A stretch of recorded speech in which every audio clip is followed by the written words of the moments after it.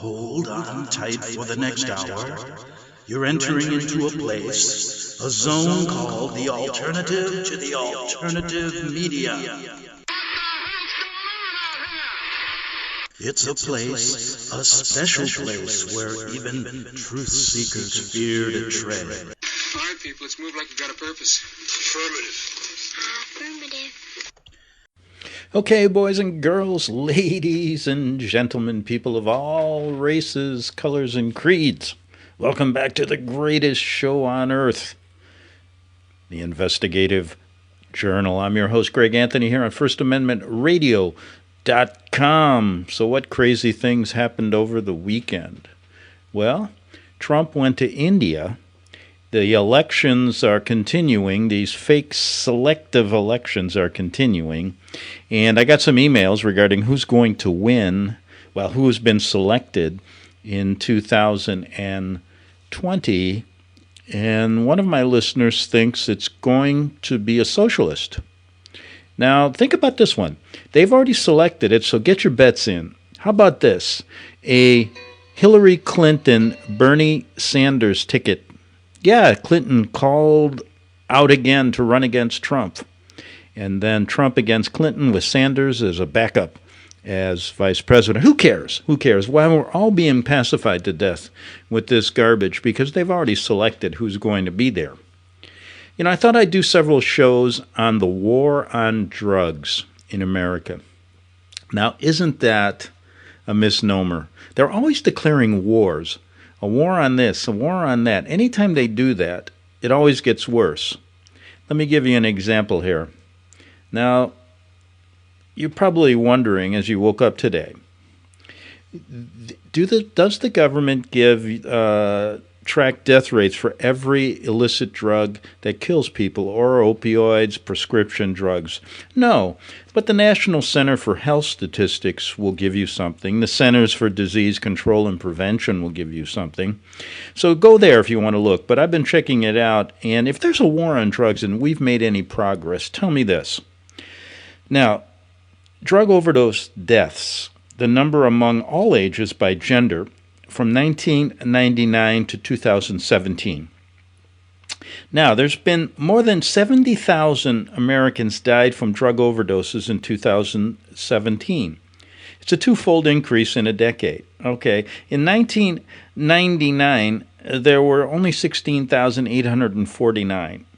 Now, we don't know who dies from methamphetamines, who dies from heroin, who dies from overdoses of marijuana, a mixture of all of them, from alcohol, the whole genre of all these illicit drugs being pushed into America. But we know that the war on drugs is not very successful.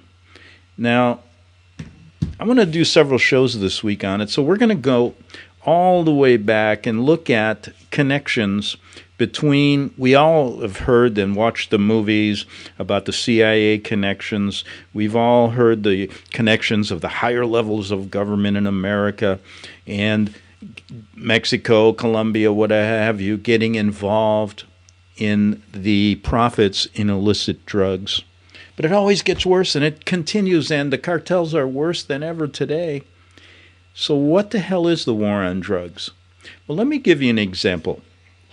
I interviewed a while back a guy by the name of Tony Gambino. He was his grandfather was the head of the Gambino crime family.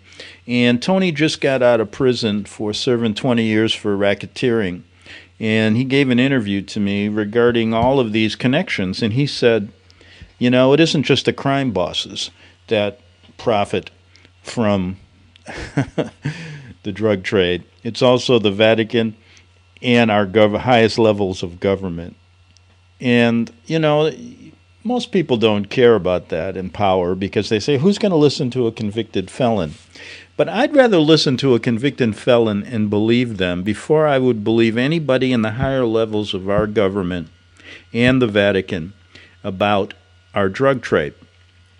So if we look at it right now, let's go back a little bit. There was a big push in the 80s about drugs and the the cartels, and the DEA was just getting formed, and all of these things were going on. And the first place you look is the Mexican border. And most people remember El Chapo, who's now in jail, Chapo Guzman, from the Sinaloa cartel in Mexico. But we don't know what happened before these cartels got formed. And there was a guy named Felix Gallardo, who we're going to talk about, and a DEA agent named Kiki Camarena, which brings to mind a Netflix series that came out. But there's a lot more behind the scenes of this. And we're going to see the connections between the highest levels of the Mexican government, CIA, and also the American government, as well as, of course, behind the scenes. You're not going to hear much on Netflix regarding the Vatican. So as we push forward from that, we see then the cartels getting formed. But we'll get to that later, because I want to go back even a lot farther than that. And I'm going to start out, we could go way back, way back, but why don't we start out right after World War II? And there's a great story behind the heroin trade and the poppy fields in Burma, and how that got picked out and started and was used to make a fortune to fund all of these rebel organizations, to fund wars, to form rebel groups. And that was a discussion first had with the OSS and Pope Pius XII. And they came up with Burma. That's now been moved because of, they had a problem in profits because of a drought. And so they moved it to Afghanistan. We've been there for 19 years, protecting the poppy fields. But anyway, that's a part of the story I want to get to as well. But why don't we start out?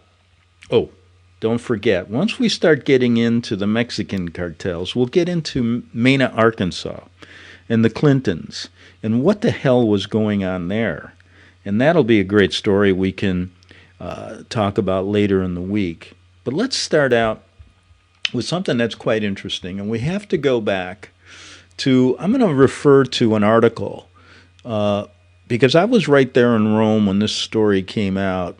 But it's called Operation Gladio, the Holy Alliance, the Unholy Alliance between the Vatican, the CIA, and the Mafia. And there was a guy named Anthony C. Black who wrote a story about this. And I thought it'll bring us up to date, because I want to get into the connection of the Vatican to the drug trade and also our government and how they profit from it. Now, as I said earlier, it's gotten worse. There's more people. Every time they declare a war on drugs, remember Ronald Reagan and Nancy Reagan just say no? That's not good enough. Because America has the demand, and the supply has to be given. Now let's give you an example. Remember I mentioned Felix Gallardo? He was called the Il Padrino, the Godfather, here in Mexico years ago. And to give you an example, Pemex, which is their big gas company, was bringing in about $4 billion to Mexican banks.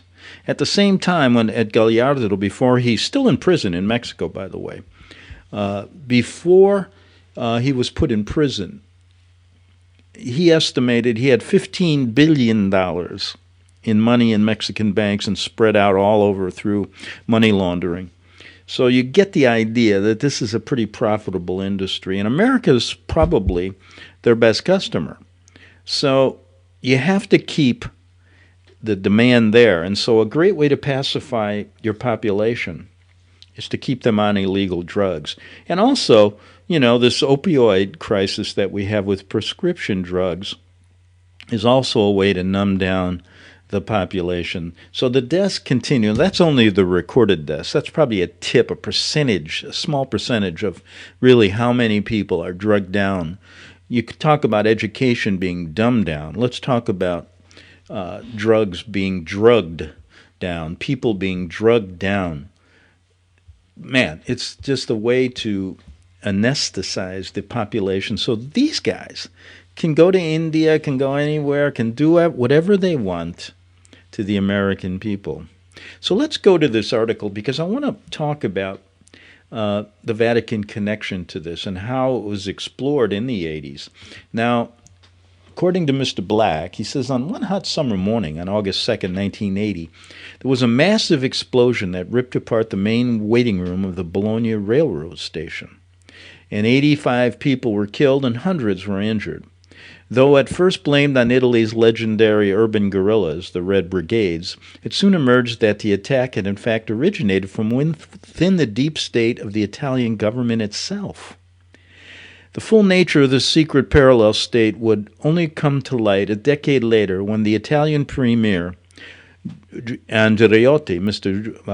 Andreotti, under questioning from a special commission of inquiry, revealed the existence of arms caches stashed all around the country, and which were at the disposal of an organization which later came to be identified as Gladio. Now, remember I mentioned last week that I was in an explosion in the American newspaper when I was an editor there, and basically it just about got me. I was about 10 seconds away from meeting my maker. I was one of the two people in the newspaper building at the time.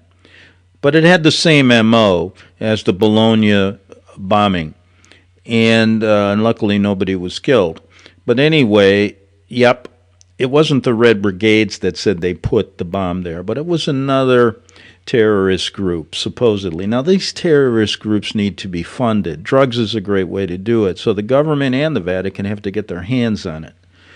Now, if you look at what Andreotti said, he said that, this comes from the deep state of the Italian government. Well, there's a deep state here in the American government that does the exact same thing.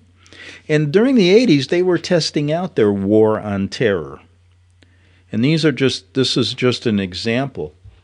So the members of this group turned out to include not only hundreds of far-right figures in intelligence, military, government, media, the church, and corporate sectors, but a motley assortment of unreconstructed World War II fascists, psychopaths, and criminal underworld types.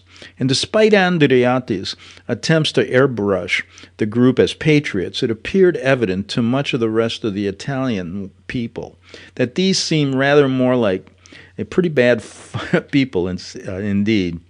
Little did they know they would find the likes of many, many other people, names here you won't understand, but they were all linked to the CIA and NATO command structures. So there's no doubt that the government, like my friend Mr. Gambino said, that the Vatican and the government profits highly from drugs, so basically they don't stop it. Oh, they put out the DEA, they put out the FBI, and they'll make busts to make it seem like something is being done, but it seems to always get worse. But Gladio, this Operation Gladio, is good to go back to. And the term means it's a two-edged sword. This term, Gladio, was used in classical Rome, was eventually broadened to include a bewildering host of related deep state terrorist structures, including, remember we've talked about the P2 Masonic Lodge and all of the cardinals and bishops that were involved in that. I was there in Rome when there was an article that came out that listed over 150, this was an Italian-French article, first appeared in a French newspaper, that over 150 bishops and cardinals were involved in P2. A Masonic Lodge. Now, that doesn't make sense because under canon law, you should be excommunicated for ever being in a Masonic Lodge, but nothing really happened. The only thing that really happened was the Pope John Paul, before John Paul II, he was killed for wanting to clean this up. One reason. Now, what's happening here, you're seeing these structures. They had P2 was involved, P26 in Switzerland, guerrilla groups in Turkey, the people in Greece. The European list was then found to have connections not only to virtually every U.S.-sponsored secret state terrorist organization the world over, including Operation Condor in Latin America, but also to many of the global drug cartels that provided the secretive wealth needed to fund and otherwise lubricate the whole rotting system. Now, It all sounds sinister, doesn't it? It pales in light, Mr. Black says, to the detailed structure of the dazzlingly diabolical Gladio. And it is to those details, he says, let's talk about these. If otherwise unheralded, the 2000 work, you got to remember this, by Paul Williams, that's not too long ago, entitled Operation Gladio, the unholy alliance between the Vatican, CIA, and Mafia. That seems to get forgotten, right? Now, though there are other books on the subjects that are worthy of mention, and those are Daniel Ganzer's NATO's Secret Armies, Richard Cottrell's recent and stylishly written Gladio, NATO's Dagger at the Heart of Europe, it is to the credit of Williams that we owe a particular debt of gratitude in having provided a more or less fully integrated portrait of the global machinations, big word, of Gladio. And you can see here, the reason I'm bringing this up is that I remember I was there in Rome during the 80s, and I saw this really up close and personal, how P2 Lodge was involved in all of these the Vatican bank scandal, and the same names, for example, the head of the P2 Lodge, a guy by the name of Licio Gelli, was very close to Ronald Reagan. Now, that doesn't make sense if you're thinking about the war on drugs. Gelli, who was pushing drugs, pushing Gladio, pushing the P2 during that period of time, was at Reagan's inauguration. Kind of a coincidence? Heck no. So anyway, folks, we have to understand the basic premises that the government, along with the Vatican and the cartels, all work together in a certain kind of, criminal way. And there's always problems, and that's what we're going to talk about. Now, let's talk about Gladio. The general origins of this network of deep state actors lay in the so-called stay-behind armies that were set up at the end of World War II in the Allied powers, principally the U.S., ostensibly to act as resistance forces should Soviets ever decide to invade Europe. Quickly, however, the armies changed into a mission to counteract not external invasion, but internal subversion. Right. Disrupt the population, create terrorist groups. And that's what they were doing in Italy in the 80s. And I remember I used to drive there, and I get stopped all the time they have terrorist checkpoints. You show them your American identification, and they let you go.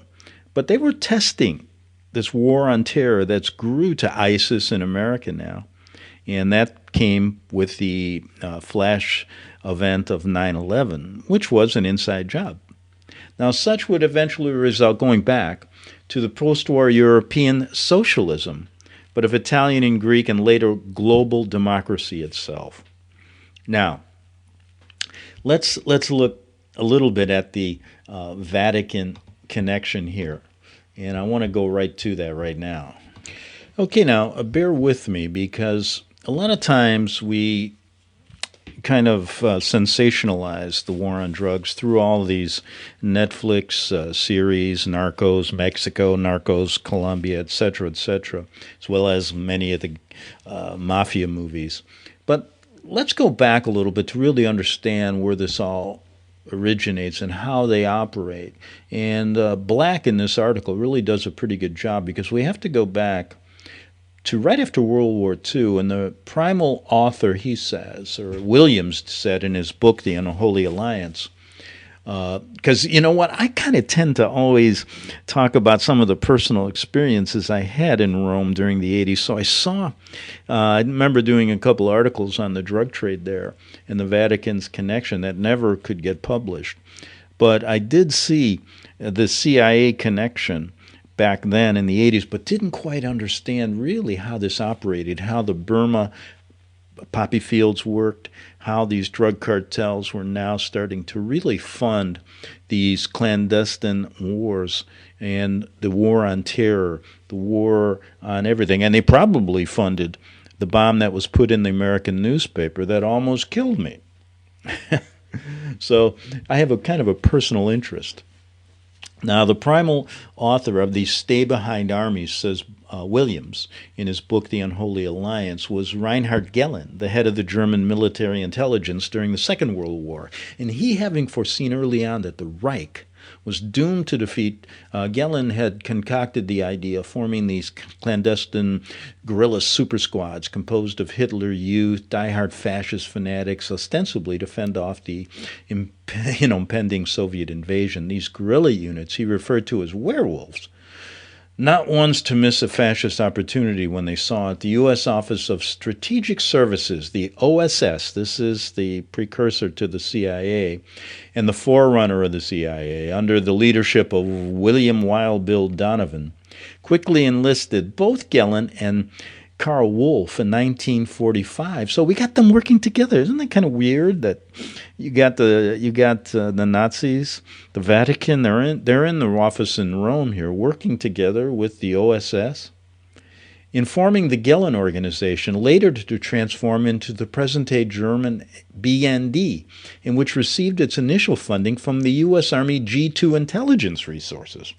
So when I make this point that they're all working together, whether it be in politics, whether it be hoodwinking you on the size and shape of the earth, I like to bring that in just to have a little bit of comic relief for everyone who thinks it's crazy. And then again, in this war on drugs, they needed a way to make money to fund all this stuff. And what better way? I mean, just look at what, Gallardo, the padrino here in Mexico, who's still in a Mexican prison. I think he's about 67 years old now. And this was the precursor to El Chapo, who's now in American jail. And during the time of, you know who the other ones are, in Colombia, we have the Medellin cartel, the Cali cartel, and Pablo Escobar, etc., before he was killed.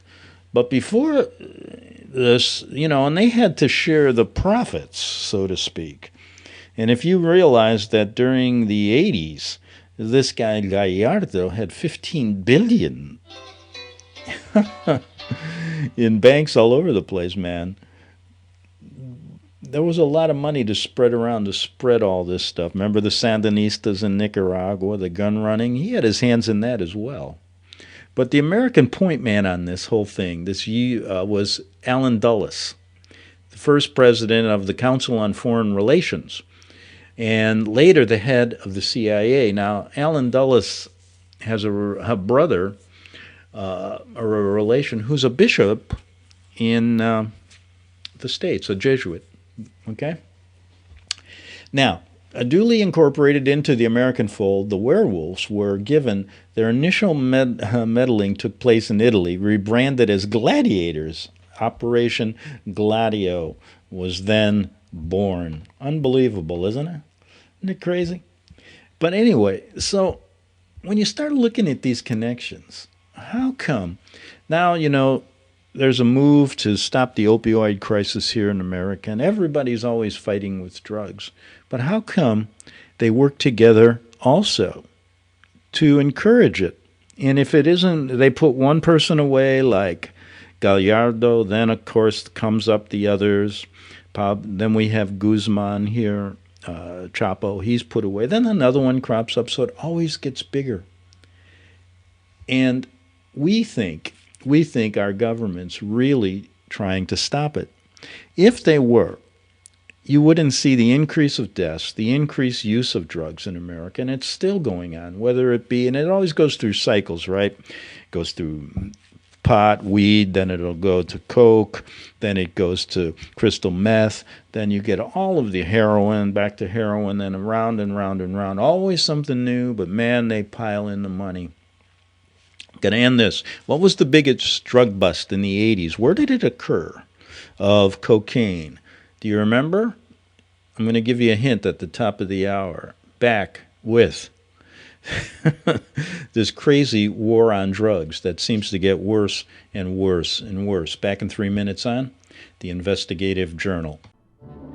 The book of Revelation says, the spirit of prophecy is the testimony of Jesus Christ. This is at the very heart of FirstAmendmentRadio.com. In that spirit, we have created the Prophecy Reality News app. for all of your mobile devices. Streaming First Amendment Radio 24 hours a day, 7 days a week. Available for your Apple, Android device, and smartphone, absolutely free. Get the Prophecy Reality News app installed today so you can listen to First Amendment Radio wherever you are. The Prophecy Reality News app. Get it now.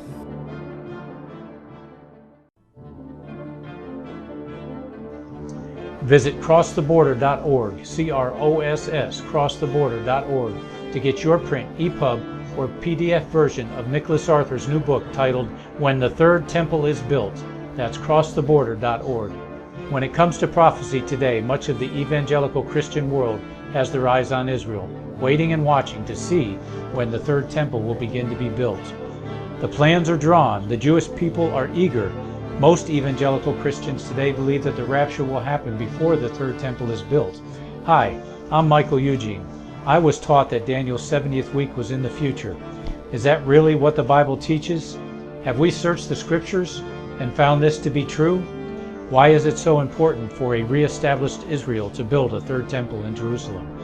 Is it necessary to build a temple on the same location already occupied by the Dome of the Rock? Is it necessary for sacrifices to take place in the temple on Temple Mount? Is there really a rapture followed by 7 years of tribulation?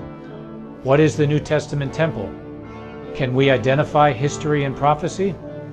Who is the first beast in Revelation chapter 13? Who are the 7 kings in Revelation 17? I have asked all these questions, and I have found Nicholas Arthur's new book, When the Third Temple is Built, answers all these questions and more using Scripture to interpret Scripture. The Bible says that no prophecy of Scripture is of any private interpretation. Nicholas shows us in his new book, When the Third Temple is Built, how the Bible interprets prophecy and not man's private interpretation. Visit crosstheborder.org, CROSS, crosstheborder.org, to get your print, EPUB, or PDF version of Nicholas Arthur's new book titled When the Third Temple is Built. That's crosstheborder.org. The following program is labeled dangerous and off limits by the supreme Jesuit command. But stand tall, people. Listen up, and you may just learn something. Oh, dear Lord Jesus, this ain't happening, man. This can't be happening, man. This ain't happening. Okay, folks, back for the second half hour of the Investigative Journal. Greg Anthony here, the greatest show on earth, looking at subjects that, boy, never get covered really in depth on the mainstream media. And I always ask myself the question, do they get a cut of this drug money? Well, who knows? I mean, these guys make $20 million a year on these cable TV shows now, spouting all these left and right-wing political things. While 70,000 Americans die, or 100,000 every year, reported deaths on drugs, and we never really want to get to the bottom of it. Books like we're talking about, The Unholy Alliance by Mr. Williams, get published, get put away, and left for conspiracy theorists like myself. That's what they'll say.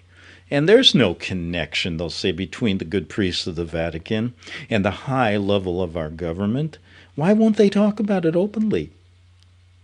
Because we had a president for 8 years like Clinton. We can nail him. We're going to talk about, and you know what? I'm going to do several shows this week and get deep into some subjects, the Mexican cartels, the Colombian cartels. We're going all the way back now to the Vatican connection here, to raising money for all these terrorist groups all over the world. Nicaragua, you have it. It was being tested in Italy in the 80s when I was there, and they used this money, this drug money, to fund all these different rebel groups. They're using it probably to fund Antifa today and all these other groups that are causing chaos in America, as well as all these terrorist organizations, ISIS, etc. So, man, they got to raise money, and this is a great way to do it. But they had to have an idea, and it came way back when the OSS turned into the CIA back in the 40s with Pope Pius XII, when they decided to use Burma as the first poppy field until that dried up, and then they went to Afghanistan. But anyway, people will say, oh, come on, man, you can never pin these guys down. But once you start looking at this, especially when you get into the Mexican government and the American government and these connections that are well known, how come nothing gets done? Why is Bill Clinton still walking around, with whatever happened at Mena, Arkansas, which we'll get into, as well as other things? Because I'm telling you, the deep state, which we're talking about here, that was uncovered in Italy in the 80s, is right here in America. And this is a great way for them to make a huge profit. And we can see by just one example that I gave you earlier of Felix Gallardo, the padrino of the origination of the Mexican, before the Mexican cartels split up, he tried to organize them all. And basically made some major errors and is in jail. But anyway, it just got worse after that. And they knew it. And even at the point of Gallardo's imprisonment, in the, I think it was the late 80s, 89 or something, somewhere around there, he got the president elected that year, and they fixed the election. To make sure that the president got in that wouldn't put him in jail, but everything backfired. So, and the president was deep in it too. So the presidents of our country, Mexico, America, Colombia, they're all involved. So what's the reason to get to the bottom of this? Well, Gary Webb, we're going to talk about him in Mena, Arkansas. He tried to get to the bottom of it, and he was killed. So you got to watch your step. But the reason to get to the bottom of it, at least here, is that we're not going after their money right now, are we? No. And if you get too close to them, boy, you're not going to be around, whether you're a journalist or whatever. This is not a game. But this will show you the connections and why it goes on and why there's never going to be a solution to it. And I just want to do it for that reason. And also, looking at some of the people that died for it, it's really sad when you see what happens, all the innocent lives that are taken, but they have no caring. They're sociopaths at a deep level. And basically, when you have a satanic organization like the Vatican and all these people working together, life is meaningless. Killing people is easy. And so we go back to 1947. And Mr. Black was highlighting in his article stuff coming from Paul Williams' book, The Unholy Alliance, that in 47, the CIA, having that year changed from the OSS, was faced with its first task and how to prevent the Italian Communist Party from forming the next government. And elections were scheduled in 48, and the PCI, was a virtual shoo-in, not just in Italy proper, but in Sicily as well. Fortunately, Gladio was ready and waiting. The gladiators had been trained in special camp set up in Sardinia. I remember I visited Sardinia. Beautiful. If you really check it out, they have horses, tiny horses there. They're not ponies, and the most beautiful things, like big dogs. Just, they look like thoroughbreds. But anyway, fortunately, Gladio was ready and waiting, and they were training in a special camp in Sardinia under the local command of former WWII Italian fascist leader Prince Junio Valero Borghese. In addition, hundreds of American mafia began to arrive on the shores of Italy to lend a hand with the communist problem. So here we have the Vatican and the Jesuits who set up communism to set up these governments that always are fighting. A great way to raise money, because you get these people fighting communism against American republicanism and democracy and all this kind of stuff. And then you got to figure out a way to get money, because you're going to have to fight. One goes up against the other, and then they get their way in the end. But in addition, hundreds of American mafia began to arrive. The arrival of these so-called made men was the result of Donovan's efforts from 1943 onward. So we got a CIA guy working with the Vatican here. in working with American mobsters like Lucky Luciano, Vito Genovese, etc., to conquer the new drug funding for the OSS off-books operations. Okay, so back then, we see the mob like Genovese, Luciano, remember I talked to Gambino, working together here with the OSS, off-books operations, the CIA, the Vatican, to install the Sicilian Mafia on the island in the lead-up to Operation Husky, the Allied invasion of Sicily. These forces were now unleashed in the lead-up to Operation. These forces were now unleashed on the Italian electorate, and through 1948, an average of 5 people a week were murdered by the CIA-backed terrorist units. Here we go. The results were grimly predictable. The PCI were defeated, and the Christian Democrats returned to power. I'll tell you, when I was there, I remember I lived in a little town. It was a communist town. There it was kind of interesting. Nobody, and then the Christian Democrats were there. But anyway, they were in power when I was there in the 80s, as I recall. But still, the threat remained. Fully half the Italian electorate were communist sympathizers, and moreover, leftist politics pervaded much of the rest of the diseased European body. More would have to be done. The problem, however, what was it? Money. Yeah. We're going back a ways, but they're doing the same thing now. There simply wasn't enough of it. Thus, the initial $200 million in funding for Gladio, which had come from the Rockefeller and Mellon foundations, quite interesting, huh? Was quickly exhausted. And though the National Security Act of 1947 had provided the loophole that allowed for CIA's covert operations, it had not allowed for their overt congressional funding. There lay the rub. Thankfully, Paul Helliwell knew how to solve this problem. Helliwell was an inner member of the original OSS, member in the OSS, working together with Pope Pius XII.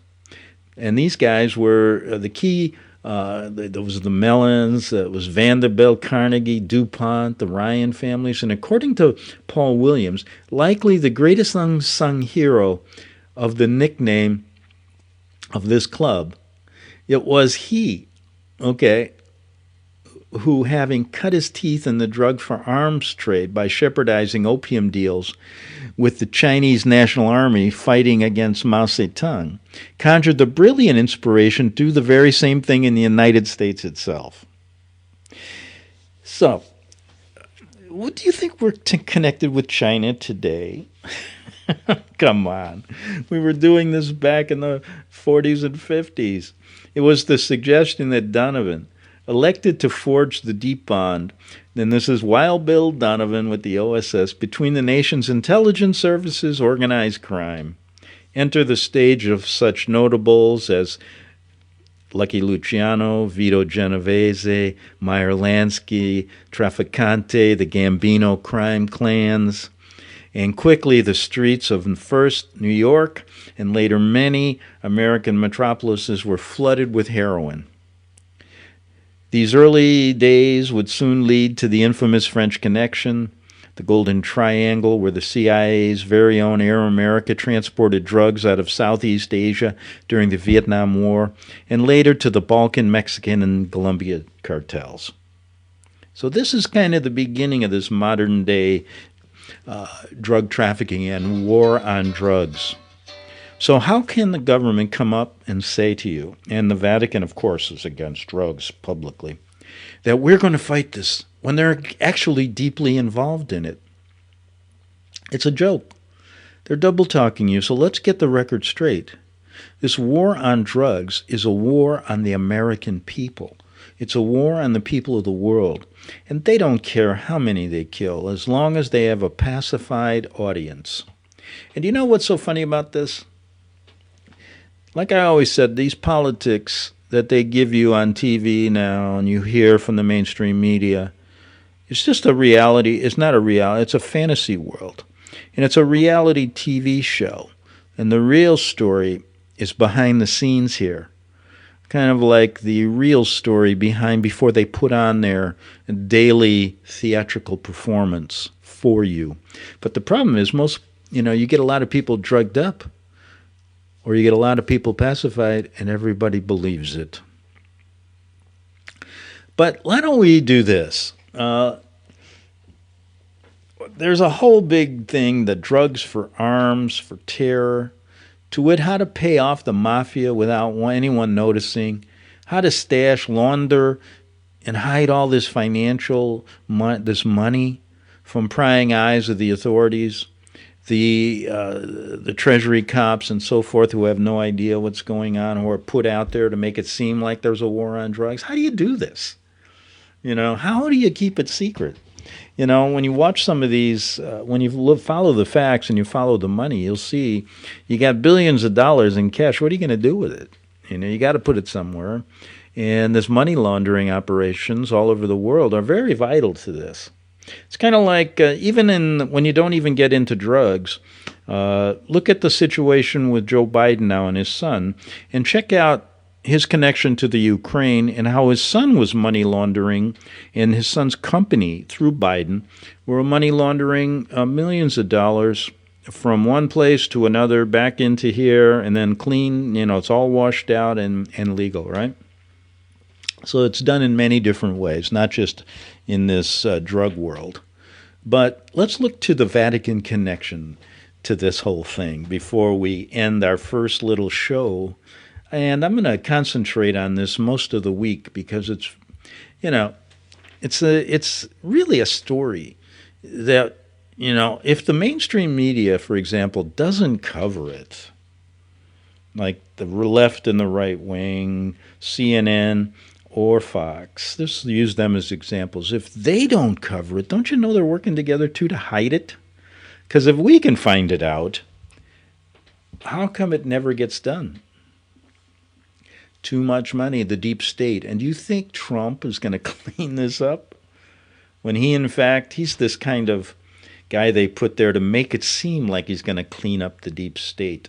All the peripheral things that really get rid of the guys but never get to the real deep state. And that's his script, his so-called role today, to make you think they're cleaning the swamp. They'll never clean it. Trust me. Trust me. See, I'm getting a call from the deep swamp. Isn't that crazy? No, it was just a caller, and I told him, my producer told him, we're not taking calls today. But anyway, let's get back to the Vatican connection. Got to go back to 1929, okay? Why don't we do that a little bit? Because how did this whole idea of the Vatican, most people don't know. I bet you 9 out of 10 people, they don't even know who Lincoln was, half of them. But anyway, and probably most don't even know where the hell the Vatican's located.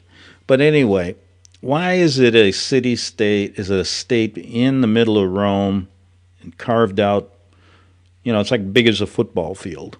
Now, Article 2 of the Lateran Treaty of 1929 was clear and unequivocal. The article, which served to regulate matters between the Holy See and the Italian state, expressly forbade. So now we got the Italian state. This was formed by Mussolini, got together with the Vatican, and they formed their little concordat.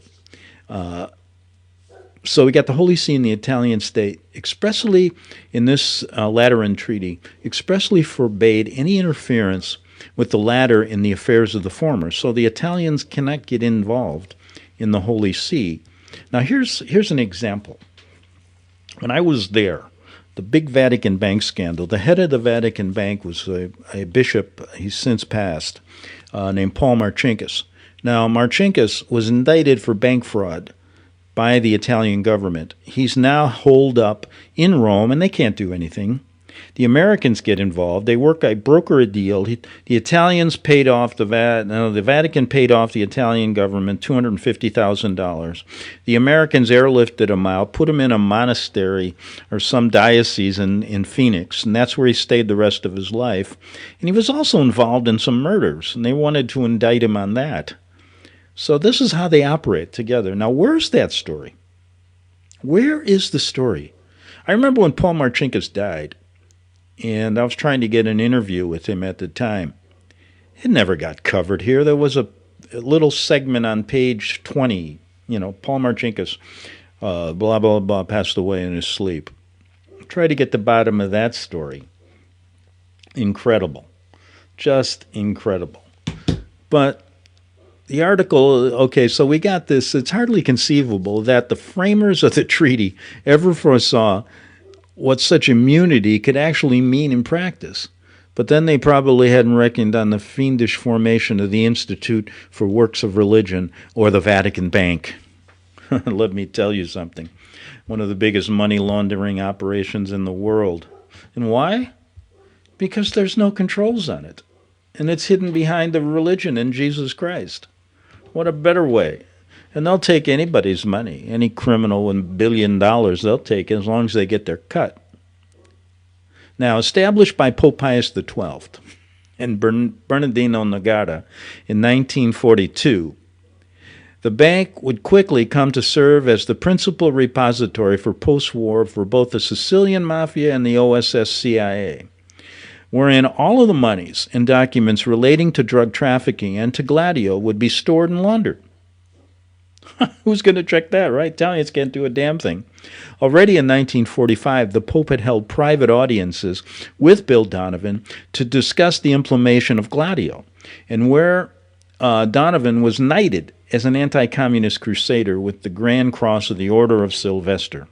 Prior to this time, Pope Pius XII had proven himself a loyal ally in working with Allen Dulles in America, right, and the OSS to establish the rat lines used to promote Nazi escapes from Europe. Where do these stories get buried? This is all documented stuff, folks. Why doesn't your mainstream media tell you? Because they're corrupt. Now, New Horizons beckon, though. The first duty at hand, of course, was to destroy the communist menace. Now, you see, you create the menace, then you got to destroy it, right? And was to destroy remember we talked about the 1948 elections, and to this end, the Pope authorized his own terror squads under Monsignor Bicciati to assist the gladiators and the made men in intimidating the Italian electorate. And you think there's fair elections here? Come on, all these people are selected. To start with, a new alliance was forged with the Corsican Mafia. Unlike the Sicilian mob, the Corsicans had extensive experience in processing heroin, a skill they had picked up through the years working with the Laotians, the Cambodians, the Vietnamese technicians in French Indochina. A supply route then emerged running through Burma, through Turkey to Beirut, and thence Marseille. Alas, there was a slight hitch when the leftist dock workers in Marseille, being sympathetic to the rebel army under Ho Chi Minh, refused to load and unload the boats from Indochina. No worries, though. A deaf bit of terror administered by the Corsican boys and funded by the CIA solved the problem. And by 1951, then Marseille had become the center of the Western heroin industry. Remember the French Connection? You'll probably remember the movie, but much more involved here. The Vatican, remember, established this.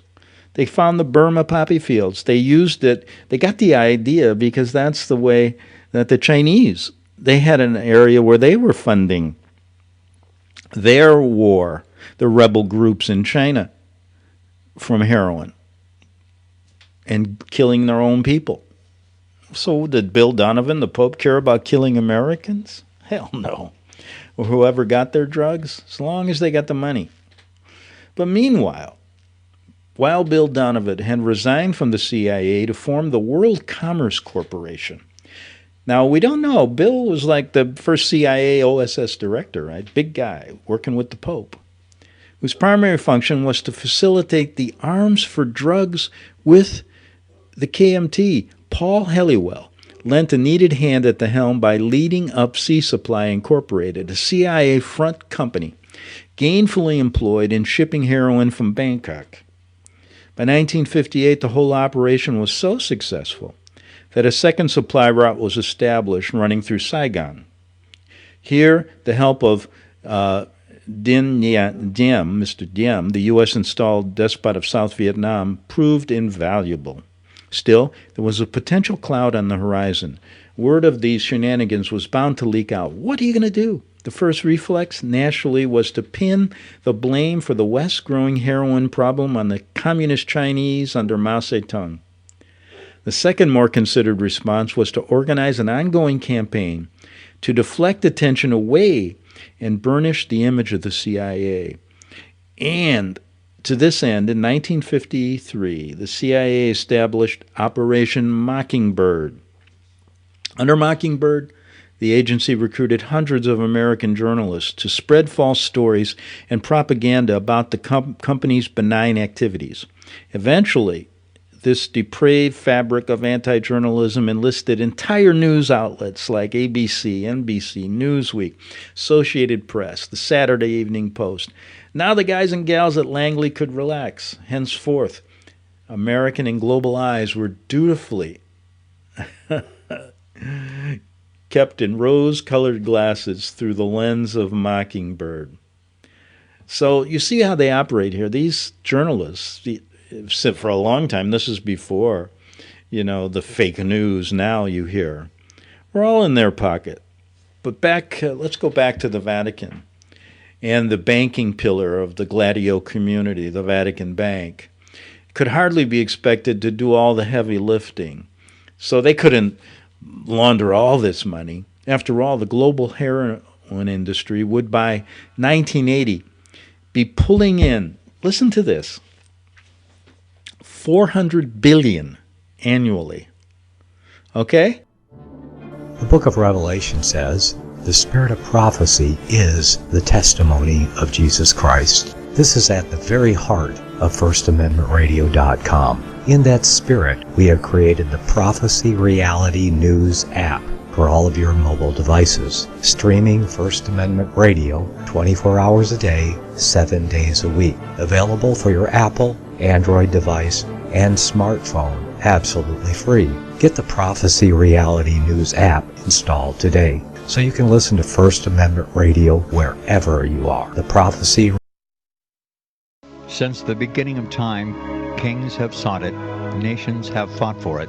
It has been traded, it has been borrowed, it has been purchased, it has been stolen. There's a reason for it. To secure the blessings of liberty to ourselves and to our posterity. Invest with the security of gold and silver. Call Discount Gold and Silver Trading at 1-800-375-4188 or visit discountgoldandsilvertrading.net. Listen to Financial Survival with your host Melody Cedarstrom right here on FirstAmendmentRadio.com at 4 p.m. Eastern or 1 p.m. Pacific Time. Visit discountgoldandsilvertrading.net or call Discount Gold and Silver Trading at 1-800-375-4188. Toll free 1-800-375-4188.